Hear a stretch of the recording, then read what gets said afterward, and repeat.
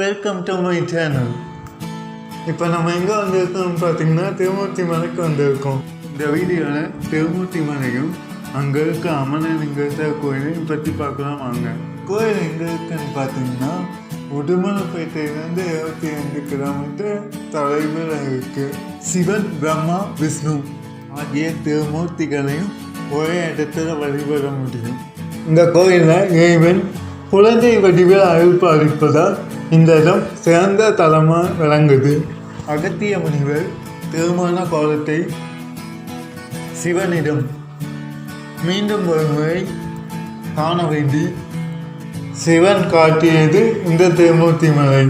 அமனலிங்கம் என்பதற்கு குற்றங்களில் நீங்கிய லிங்கம் என்று பொருள் மற்றும் அகத்திய லிங்கம் என்றும் பொருள். வடக்கு நோக்கியுள்ள பாறையில் ஒரு பாறையில் அமைந்த லிங்கம்தான் அமனலிங்கேஸ்வரா காட்சியளிக்கிறாங்க.